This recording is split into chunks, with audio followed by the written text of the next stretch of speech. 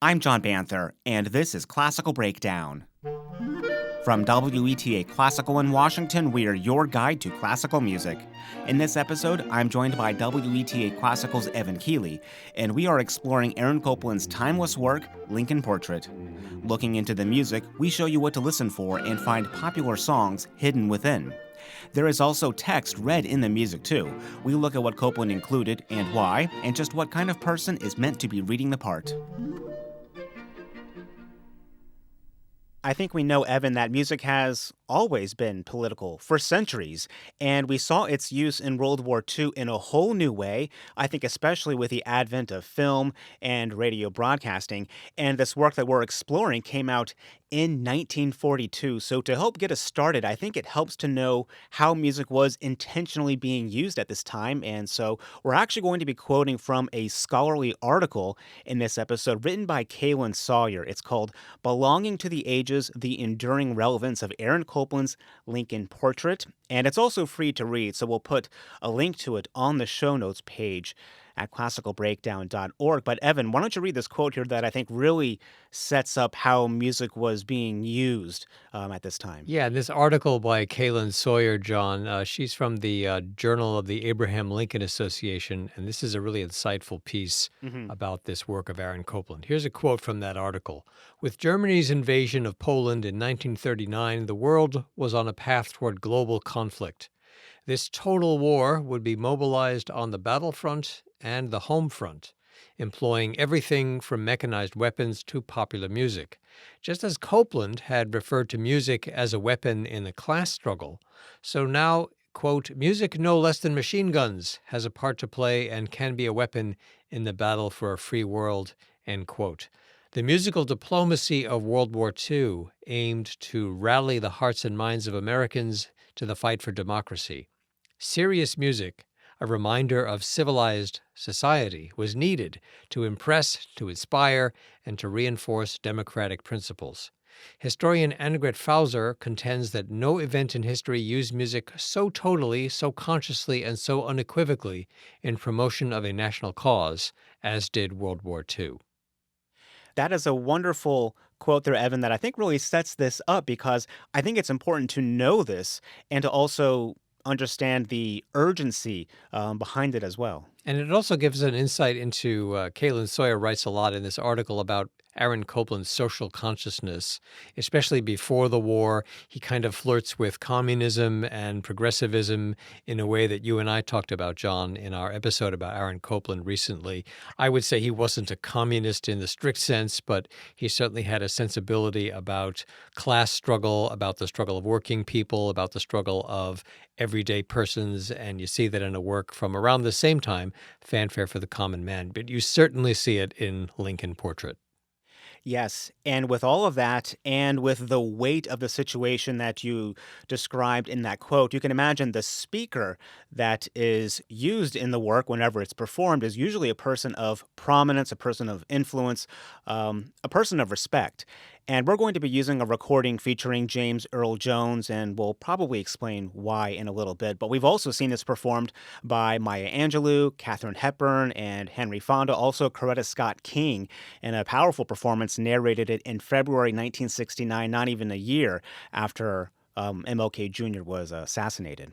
So the work is loosely in 3 sections, and the speaker is in just one of them. And stay with us to the end, as we'll also hear why and how this was scheduled for an inauguration concert and then pulled after protests from a congressman. So, Evan, it's 1942. That's when we see this piece come out. And, well, why did Copland write this? He didn't just come up and wake up one day and say, I'm going to write Lincoln Portrait. So 1942, of course, a very consequential year in American history with the invasion of Pearl Harbor in December of the year prior. And you see, as you were saying at the beginning, John, this use of music in broadcasting, in cinema, it really becomes a part of mass culture in a way that was new in that era. We take that for granted, I think, today. Hmm. So during the war, music becomes one of the weapons, as we were seeing from that quote from Kaylin Sawyer. It's part of the war effort. There's the mechanized components of warfare, building weapons and ships and so forth, but also mobilizing the populace in terms of the hearts and minds of the people. And this work of Copland's is very much in that context.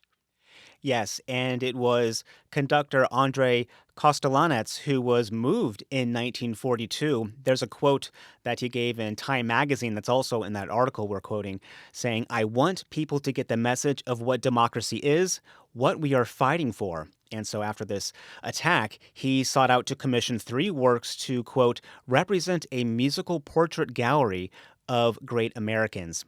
And interestingly, I found out that Lincoln wasn't actually Copland's first pick. I didn't know this. It was actually Walt Whitman that Copland chose at first, but then someone else, Jerome Kern, who was commissioned, he selected Mark Twain. So then Kostelanetz goes to Copland and says, "Hey, why don't you pick someone else, maybe a statesman?"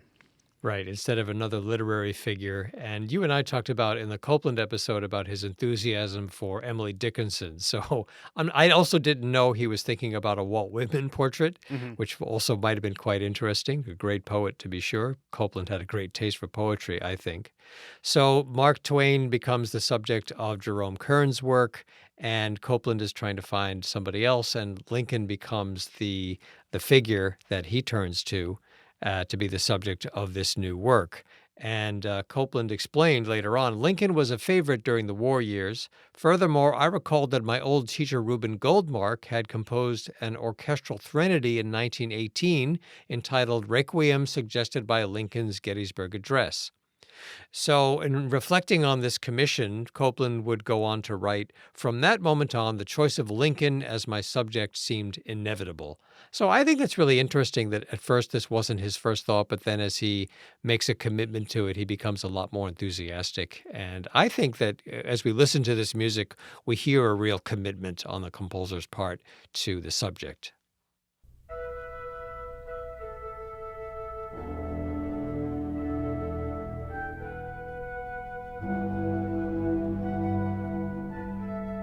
So let's go to the music. This opens in a way that we also learned about in our episode on Copland's life and his music. There is a sense of a large canvas here. There's large intervals. There's a sense of space. There's these calls in the winds. But although it feels serene, Evan, there is something different about it. There's a dignity, a larger purpose. This is a melody. This is a moment in the music. The music is not slouched over. Yeah, there's that double dotted rhythm you hear a lot. Dum, da da. If people aren't familiar with what that double dotting is when you have a rhythm like that, this goes way back, in my view, to, you can think back to the 17th century, like a Hmm. French opera overture that was written to glorify Louis XIV or some stately thing. And something about that rhythm, dum da da, to me that just kind of speaks to it's a musical language of human dignity. It's something that it conveys a sense of importance and profundity, and Copeland uses that, I think, so effectively. You hear that rhythm throughout the piece. It's almost like a rhythmic leitmotif throughout the work. I don't know why it has that effect on the human brain or the human heart, but it does. We certainly experience that in Lincoln Portrait.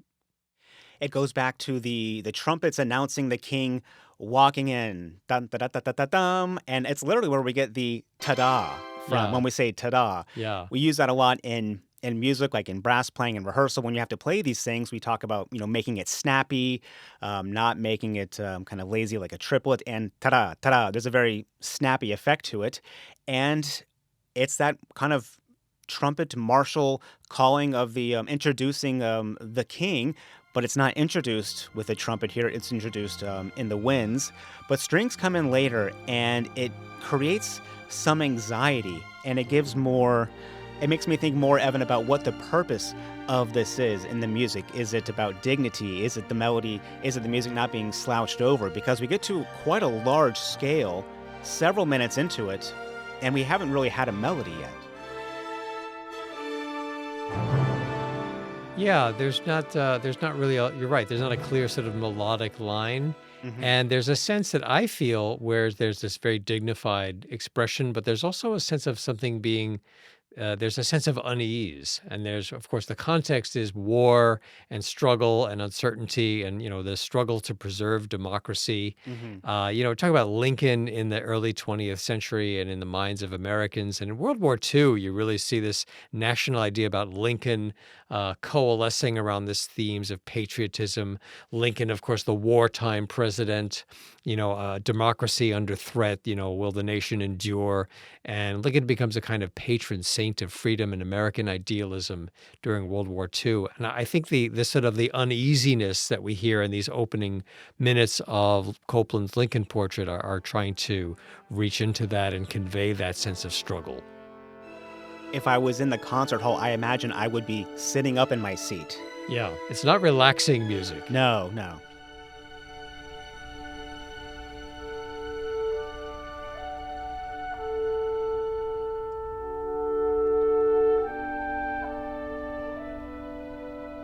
But then we get a solo in the clarinet, and this is also a Copland-esque thing, I think, when he's got to a moment and it starts to diffuse, and instead of going to something like a brass instrument or something else, or even like a cello growing out, he grows out with a wind instrument, and he does it on a folk tune. There's two folk tunes that he's quoting here. On Springfield Mountain there did dwell. And the first one is On Springfield Mountain. It's this folk tune about a young man bitten by a snake and then dies.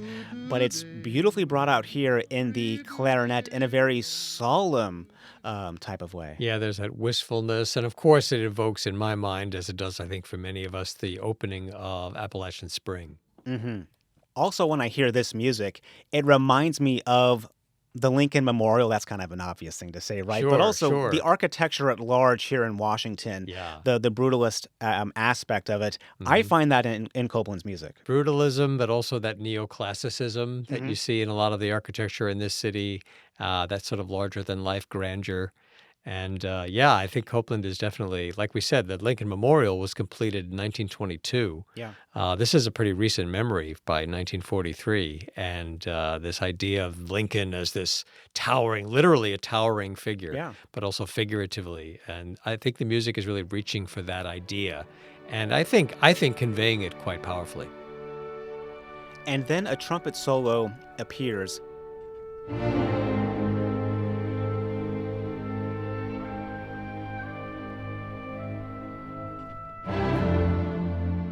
And it sounds like it's coming from the background or far away. It's kind of distant. And it's that On Springfield Mountain folk tune being brought in. But there's also something else here, Evan, and that is, for me, I hear him evoking taps. Yes. And taps is something for Americans. That's an immediately recognizable signature. Yes. That we know that's The used fallen in. hero, the dignity of that moment, the solemnity of it. Yes, definitely hearing that too. Because we all die. That's not special. And we're not going to have taps played at, my funeral or something like that, because there's something else about it, what you're talking about there, and also the honor and the dignity and the sacrifice that we put on there. So I hear this uplifted, solemn, and also looking forward moment here that is quite affecting.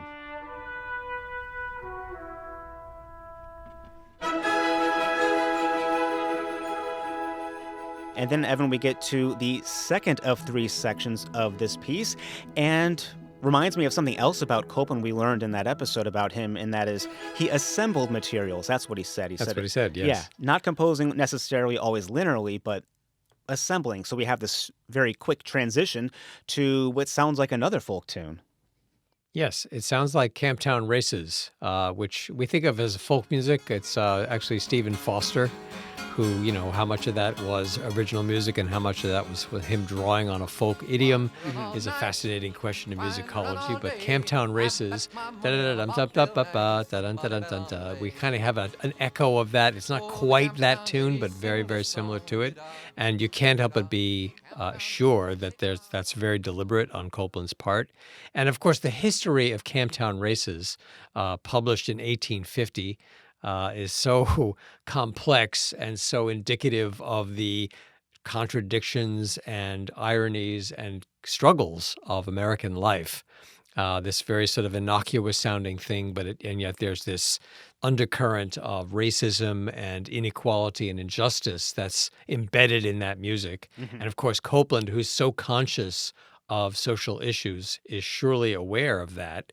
And is he challenging us to think about that in an unconscious way? I'm not really sure, but it's a very loaded moment that could sound to the untrained ear rather innocuous, but I don't think that it is at all. I think so too. It's a minstrel song and one that has remained acceptable within culture. One of the most popular tunes from this of that time period. Sure. But this does become a bit ironic when we get to the text later in the music. So what are we thinking here, Evan, with these two sections? There's probably several ways to think about this and listen to this. Is Lincoln charting off in life? Is it rural and then city Lincoln? Is he, like arriving in New York, getting off the bus, going to Broadway? Yeah, I mean, there's a sense of this energy in the music. Is it portraying Lincoln as this decisive man of action? The young lawyer who goes to Springfield to start his career in law and in politics, and he's struggling and renting out these cheap rooms and eating bad food in order to forward his career and live the American dream. I don't know, but there's this energetic phase of the music here that is I'm not sure what exactly it's trying to say. But again, as you were saying earlier, John, it makes you want to sit up in your seat. And part of the energy, I think, comes from a bunch of fragments that get brought out in the music by several different sections. And we have solos everywhere from oboe to trombone. And then we get a mixture of those two tunes, the Springfield Mountain and then Camptown Races.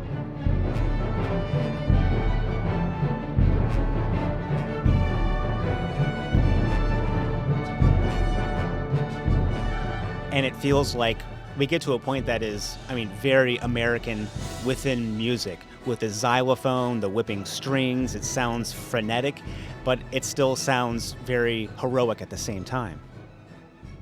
And that Copland optimism that you and I talked about, John, in that episode about Aaron Copland, you really see that in this music, even though there's also the undertone of struggle and uncertainty in the war, but that sense of the possible, that sense of optimism, and how that must have sounded when to the audiences that first heard this music, that sense of we can do it. There's that image of the woman riveter, Yes. with the bandana on her head and flexing her arm. We can do it, and there's that. I'm really hearing that spirit in this part of the piece. Yes, the optimism I think is key here. All the struggles and things you're talking about, but still, Copeland believes that there is a path forward. So this goes on for just a minute, and then it slowly coalesces into some of the low instruments like string bass and contrabassoon, and then we get to our third section where the speaker now joins in. This is the third section, and let's just listen to how this starts. Fellow citizens, we cannot escape history.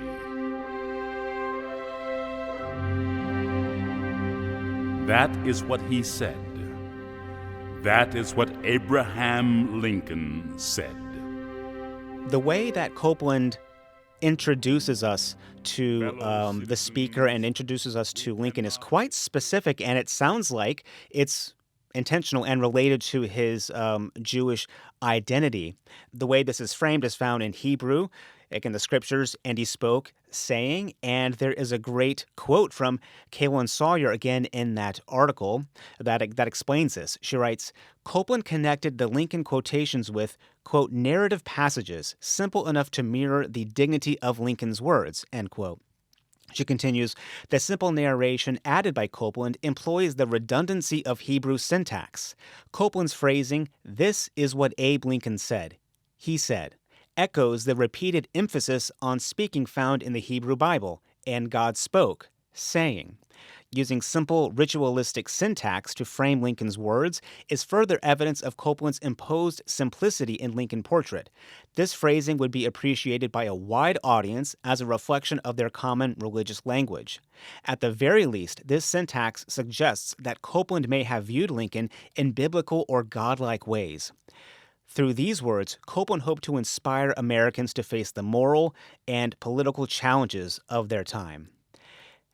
This is such a simple thing. I mean, he's using Copland, that is, text and quotes of Lincoln, but how you set that up Yeah. really changes how the impact is He made. could have just had Lincoln quotes. Right. Rather than saying to us, having the narrator say to the audience, this is what Abraham Lincoln said. Mm-hmm.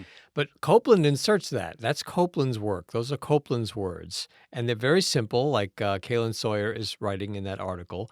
And I think the recognition of how that echoes the syntax, the idiomatic language of Hebrew scripture. And he saying, you see that all the time in that language. You see that all the time. You look at a translation like the King James Bible that Americans would know sitting in the concert hall in 1942. And again, it gives it this sense of this sort of biblical proportionality, the sense of eternity, the sense of something that is of everlasting import that's being expressed in this very simple linguistic manner. So now we'll continue with the actual quote that Copland uses, and this is from a annual message to Congress, December 1st, 1862. It's like what we call our State of the Union today. Fellow citizens, we cannot escape history. We of this Congress and this administration will be remembered in spite of ourselves. No personal significance or insignificance can spare one or another of us. The fiery trial through which we pass will light us down in honor or dishonor to the latest generation. We, even we here, hold the power and bear the responsibility. The words combined with the music have such an impact. The fiery trial through which we pass, also noting that it's the trial through which we pass. We're not choosing to pass through this. This is what we're going through, either in honor or in dishonor. We here, also thinking, as he's talking to Congress, but also we here in the concert hall hold the power and bear the responsibility. I feel like he's specific with these words, too. And there's a real powerful political statement in all of this, which is assuming that both the Civil War and World War II were struggles to preserve democracy. Now, I would agree with that personally, and a lot of us would, and that's not a universal or inevitable conclusion. And this is very much in line with Copland's perspective on American life and the role of the composer in public life. And he is very conscious of what he is saying in this opportunity to express himself to the nation in the midst of this existential crisis. And there are a couple of ironic things to this piece. One, using a minstrel song in this way, but also the lines, "We cannot escape history," also because there's people sitting in the concert hall listening in 1942 while their soldiers off fighting for them, for the preservation of democracy, as they're saying. But when they come home, they will be met with, of course, segregation. They will be left out of the GI Bill. Black soldiers were not pushed up into the middle class like so many were. Right. The GI Bill and the New Deal and segregated units. This is before Truman desegregated the troops. So, yeah, there are ironies abound. And, we cannot escape history has a very powerful meaning in that context. And after each quotation of something like that address that Lincoln gave, there's a kind of musical response within the music, like reflecting on what we just heard, letting it absorb, also a response to it, before we go to the next quotation. And so the next one also begins with a little bit about Lincoln, and that's how each one starts. The first one was just introducing Lincoln, and now we have this. He was born in Kentucky, raised in Indiana, and lived in Illinois. So before the next quote, we learn where he was born, raised, and lived. And there is a type of mood being portrayed in the music, too. Yeah, the strings and the solo oboe, I think, create this sort of nostalgic mood, but also a spirit of reverence. And we'll go to now the main quote. This is also from that December 1st, 1862 address to Congress. The dogmas of the quiet past are inadequate to the stormy present. The occasion is piled high with difficulty, and we must rise with the occasion.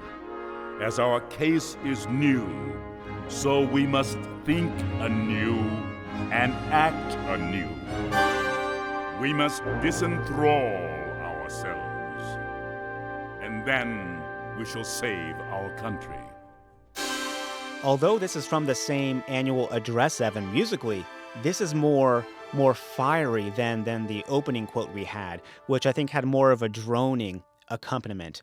Now that double dotted da-dum, da-dum, that is growing. It's filled with purpose. The words, our case is new. We must think anew. We must act anew. It's this call to action, literally to Congress. And then it feels like for us listening, it's directed at us too. Yes, very much so. The third time the speaker comes back in, they describe Lincoln as he was physically. When standing erect, he was 6 feet 4 inches tall. And this is what he said. And Evan, of course, it's still important. Before each quote, we're still getting, and this is what he said, really framing again that whole biblical or godlike way that Copland's elevating Lincoln to.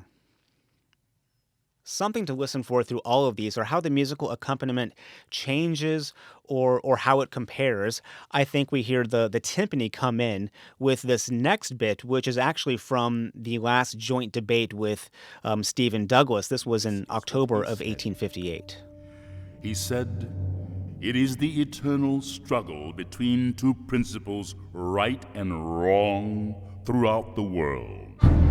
It is the same spirit that says, you toil and work and earn bread, and I'll eat it, no matter in what shape it comes, whether from the mouth of a king who seeks to bestride the people of his own nation and live by the fruit of their labor, or from one race of men as an apology for enslaving another race. It is the same tyrannical principle." I think this is the only one, Evan, that has a kind of a stormy timpani introduce it, as it literally opens with the eternal struggle. Yeah, the timpani kind of has a bookend quality with this section. There's the timpani begins it. There's a kind of ominous quality to that. And then concluding the section, you hear again this very percussive rumbling, and it gives a sense of the gravity of what's being said. And what's being said is quite strong. You will work, you will toil, you will earn the bread. I will take it. I will eat it. It's the same tyrannical principle. And in the music, that rhythmic motif that you mentioned was a leitmotif. It really is. It's slightly changed, isn't it? It's no longer ta-da, like landing on that downbeat. Now it's like stabs. It is the same spirit that says... it becomes even more emphatic. It's like also an exclamation point after each sentence or statement. And again, Copland choosing the words. Why did he choose this particular passage? Is he suggesting that the fascists, the Axis powers, have the same kind of quality of thievery about them that the tyrants of old, and that, in every generation there's this struggle against those who would take from others? I think that's a very evocative choice on Copland's part to use those words there. And quite a different quote, I think, than what we're used to with debates from the last couple of decades. You don't really get something quite poignant or really well said like this. Yeah. And we'll get into the premiere of this work right after this. So let's talk about the premiere for a second, because, of course, that also happened within 1942, and there's some context around that as well. So, yeah, the first performance was on the 14th day of May in 1942 in Cincinnati with the Cincinnati Symphony Orchestra, and William Adams, a radio actor in that era, was the narrator.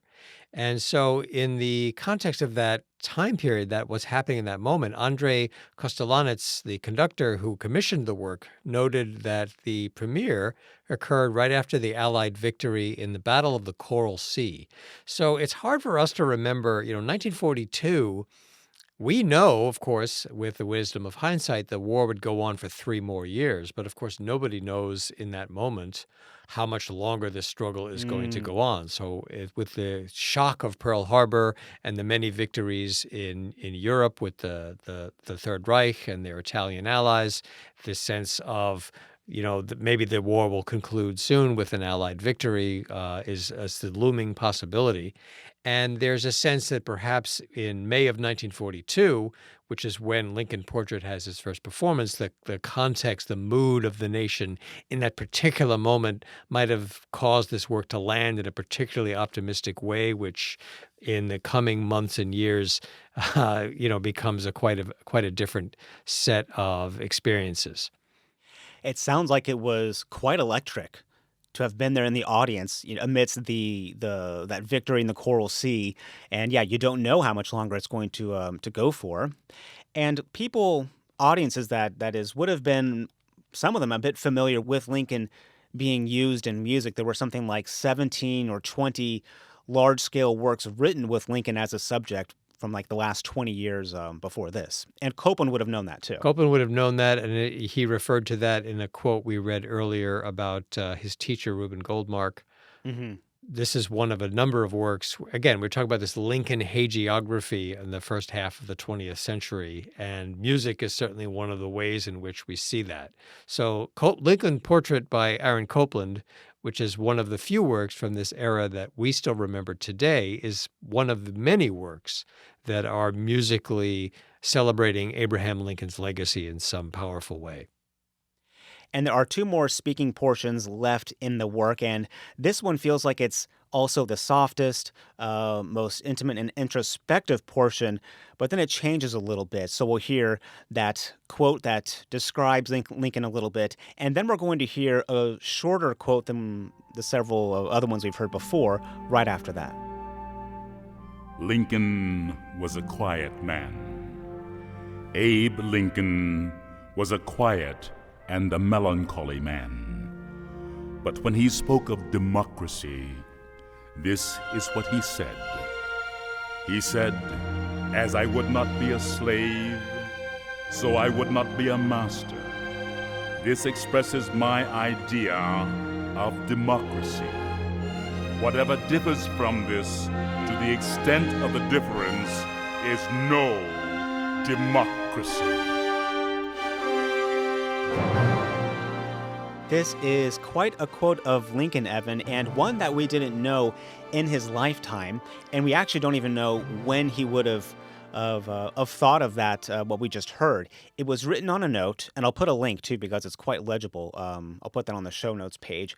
But this came from a whole collection of notes, like flashcards almost, that Lincoln had and was just writing down, and he was using them as a way to kind of think through things, little mental or philosophical exercises. And they found some of them, they have like reasons. Oh yeah, he was writing or thinking about this at this time. We don't have anything about that specifically with this, but we've come to know this note card as definition of democracy. Yeah, this is analogous to the sketchbooks that Beethoven used to jot down musical ideas. Yeah. So yeah, we don't know a date that Lincoln wrote these words, but they've often been referred to since as a powerful definition of democracy. And the music reflects that as well in its response.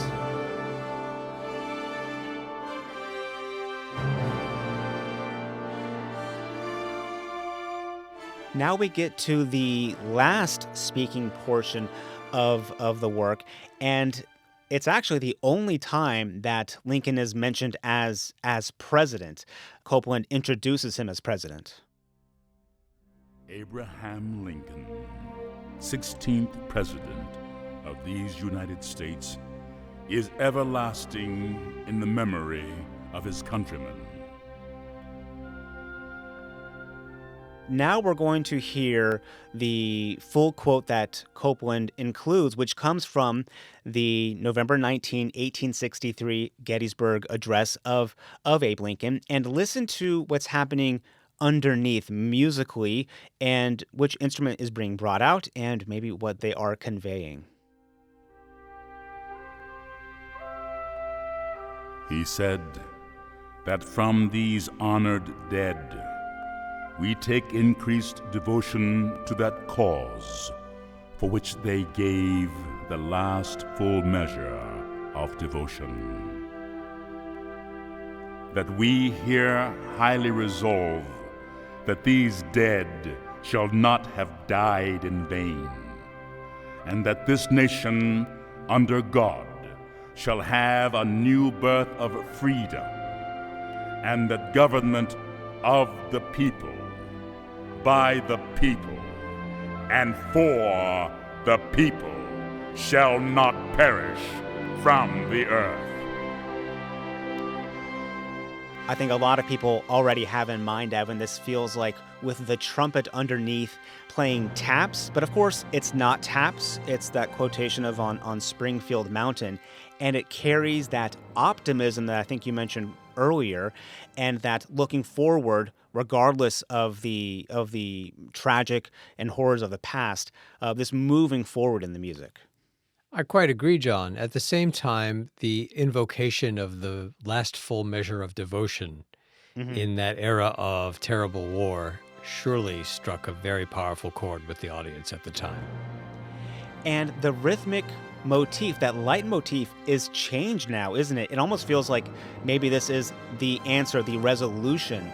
We no longer have just ta-da, but just big, Kind of resolute. smoothed out in a way that, Yeah. that conveys a sense of finality. And it ends quite heroically.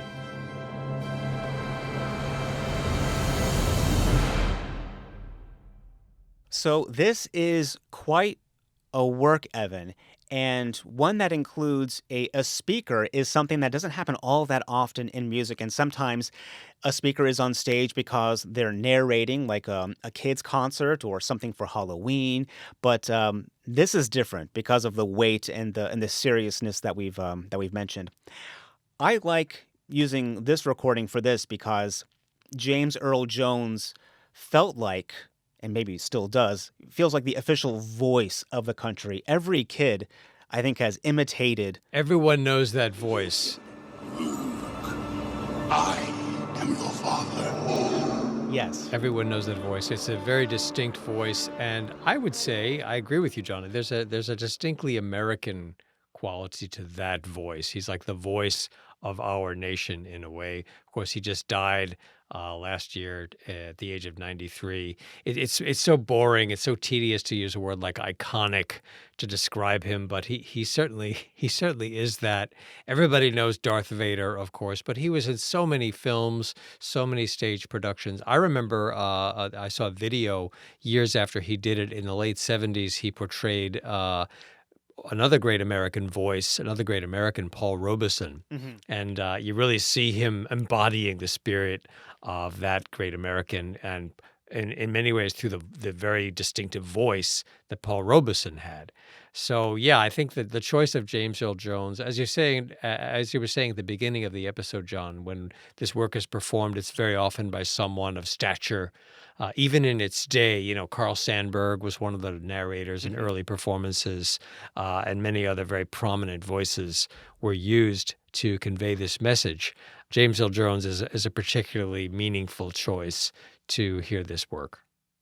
Yes, but it's not all without some caution, trepidation, or something when it comes to the speaker. James Earl Jones, well, first off, I thought of this as I was writing this. He's not James, he's not Jones, it's James Earl Jones. You put some respect Yes, on the yes. name. So there is that aspect of it. Yeah, it's someone of importance. And James Earl Jones does just enough, I think, with the acting and the inflection, and he is who he is, that it just works. But some speakers have gone too far. I want to read a little bit from that article, again, from Sawyer. She writes, in an April 1943 letter to Kostelanetz, Copland remarked, "From what I can gather, Will Geer must have been rather on the hammy side. She continues, a note for the speaker was then added to the score cautioning against undue emphasis in the delivery of Lincoln's words, and instead relying on sincerity of manner. This caution was apparently disregarded in the first recording of Lincoln Portrait by the Boston Symphony Orchestra, directed by Serge Koussevitzky, with the narration by Melvin Douglas, described by critics as perhaps too passionate. And I'll put a link to that performance on the show notes page. Yeah, I found that on the internet also, John. It is a very heartfelt recitation. Who am I to criticize? One thing I will say on a technical level is when you're speaking and there's this huge symphony orchestra playing right behind you, Yeah. there's a need to inflect very strongly, and maybe some speakers have a hard time balancing that in a way that's aesthetically pleasing. James Earl Jones, of course, being the truly great actor. Obviously, his voice is very beautiful, but truly a great actor, a great humanitarian, embodies that spirit so well. But we can think of many other narrators in the many performances of this piece who were also very effective in the role. And another point on this, Evan, is that it wasn't always this piece viewed the same way, even 10 years later. As we learned in our episode on Copland's life, he was questioned in a Senate subcommittee hearing for hours because of his leftist views. And it was, I'm trying to remember who was it. It was a congressman that protested on the House floor in 1953 saying Copland's work cannot be played at the inauguration. Copland was associated in the minds of some with communism. Yeah. And as I've said, I don't think he was technically a communist. He never joined an organization that I'm aware of. He certainly seems to have leaned in that direction in the 1930s, maybe. He certainly had some sympathy with some of that ideology. I would laugh at anyone who suggests that he was some kind of threat to national security. But this was an era in which that was a real powerful controversy. And there were those who were of a certain turn of mind. We can remember some of their names today, who had an attitude that anyone who was associated with that in any way should be shunned or condemned, and their contributions to American life should be silenced. And so in this particular occasion, Copland's work was not chosen to be part of the program. And, later on, of course, we look back with the wisdom of hindsight and recognize that that was not a wise or just decision. But we also recognize that the shortcomings of that era were not irrelevant to performance decisions and the kinds of music that would get performed or not performed. Yeah, it's a way of banning something without technically banning it. I think we'll probably do an episode in the future on Sergei Prokofiev, because that also outlines very clearly during this exact same time how that's done. So that's Lincoln Portrait. What a work. I've never seen it live, unfortunately. I hope I get to experience that once. And if you've seen this live and you have a particular experience or thought about it, please let us know. You can send us an email at classicalbreakdown@weta.org. But Evan, let's end with a review here from Apple Podcasts. This podcast review came from DC Wright, and this person says, John and the various co-hosts do a great job introducing and presenting music in a way that is completely accessible to newcomers while still providing analytical nuance, nuggets of information, and introductions to less well-known composers and works that keep even lifelong fans of classical music like me engaged and entertained. Perfect balance of entertainment and education with the music of the centuries serving as the soundtrack. Well, thank you very much, DC Wright, for your review, and we always appreciate hearing from listeners. Yes, thank you, DC Wright. Thank you for the 5 stars. That's our favorite amount of stars. And yes, thank you, and keep listening. And thank you, Evan, for, again, talking with me about Copland's Lincoln Portrait. Thank you, John. I haven't thought about this piece in a while. When you invited me onto the show to talk about it, I had an opportunity to look at it, listen to it again. And I'm reminded that Aaron Copland was a composer who had, I think, a very sophisticated and humane understanding of how music and public life and politics are and should be inseparable. Beautiful. Thanks for listening to Classical Breakdown, your guide to classical music. For more information on this episode, visit the show notes page at classicalbreakdown.org. You can send me comments and episode ideas to classicalbreakdown@weta.org. And if you enjoyed this episode, leave a review in your podcast app. I'm John Banther. Thanks for listening to Classical Breakdown from WETA Classical.